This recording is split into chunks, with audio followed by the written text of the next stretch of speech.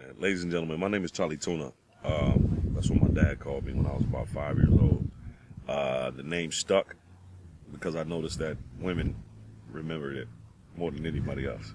The message came out. Like, Rapper's Delight was out. I just remember we was in young grades, man, trying to learn the words. That was the thing to do. You know what I'm saying? Like, learn the words to the long version and blah, blah, blah. And it was all good. You know what I'm saying? Rap was like a new thing when it came to that. But I remember playing basketball at Paul Lawrence Dunbar High School in Chicago, South Side, with a bunch of friends of mine. I had on some real cheap sneakers, Pro Kids, at the time. Real cheap ones, though. You know what I'm saying? And we was just playing ball, and one of my homies had a transistor radio, and this song by Grandmaster Flash and the Furious Five came on. It was called The Message. And I remember we used to try to, do like, what you call it, ghetto calisthenics, so to speak. We try to, be out there doing push-ups and sit-ups, and trying to get your calves big and this and the third. So these little stairs that were right next door, and that's right by the basketball courts where we were playing. So I'm on the stairs, like, doing toe lifts, standing next to the radio, and the song comes on. And the fellas is like, kind of crowded around, a couple people smoking weed, all kind of shit was going on. This song came on. Everybody stopped, because everybody's like, damn, that sounds dope.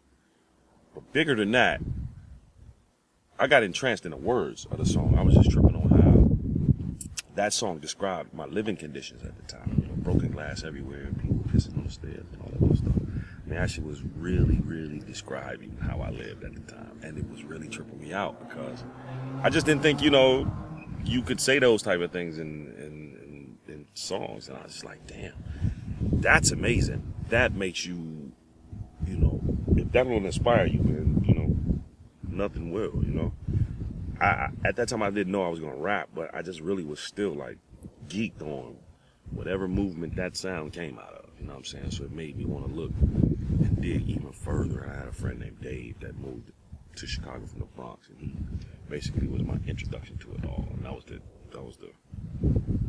the spark that put me up on it before I came to California and stuff. So me and about 6 of my homies in Chicago went to this club called the Hummingbird, where they were throwing. That Hummingbird don't even exist no more. But they were throwing the Fresh Fest. Got to see that up close. That was some other shit. That was like one of my first concerts. I was once again a youngster and stuff. And it was also just like, it was like a kid in a candy shop. It had everything that was hip hop at the time there. I'm talking about breaking, pop, all that stuff, that DJing, everything. Everybody was represented. Beatbox, all of it. You know what I'm saying? And all of your stars were there. Your Run DMCs, your LL Cool J's, Dougie and them, and the Magnificent Force, the blues was popping, and Treacherous 3. It was just ridiculous. It was just like really, star-studded, for the time.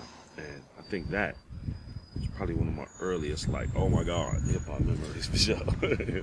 I hold and adhere to the ethics of hip-hop because I aspire to these, these little traditions and things, you know what I'm saying?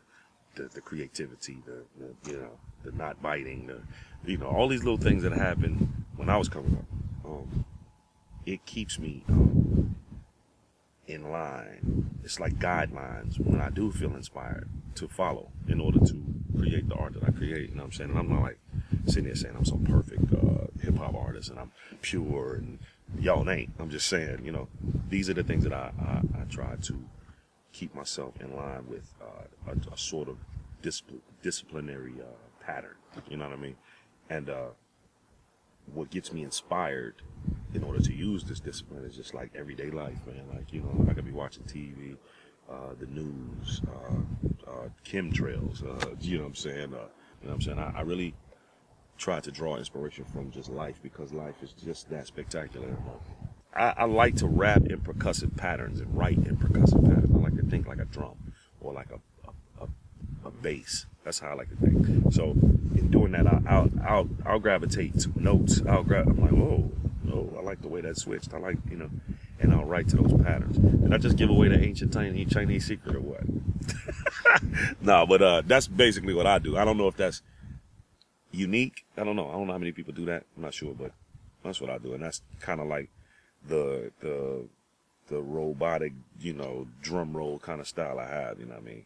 I think one of the biggest challenges that I've been able to overcome in my career is to be able to cross like genres. You know what I'm saying? I am definitely hip hop, like how KRS would say, I am hip hop. Not like I am the whole thing, but I'm definitely somebody who pushes that that mantra forward, right? But what I try to do is take that and bring that perspective to any and every other music that I am inspired by.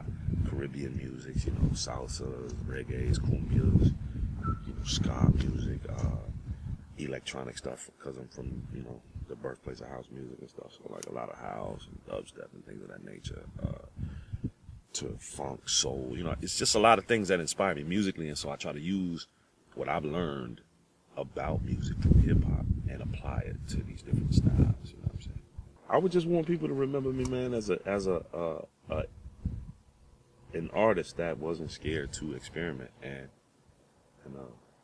was semi-successful in his experiments. You know what I'm saying? To be perfectly honest, I'm happy and grateful that people enjoyed all of the work that we've done thus far. You know, from Jurassic, Ozo, all these different things, and I'm shocked and surprised, yet extremely grateful, man, that this all happened. You know what I mean? Because a lot of my homies and family members are either, you know, smoked out, dead, or in jail. And it's just one of those things where, you know, that's kind of the community that I came from. So to be here talking to you today is a blessing, man, and I appreciate and recognize that.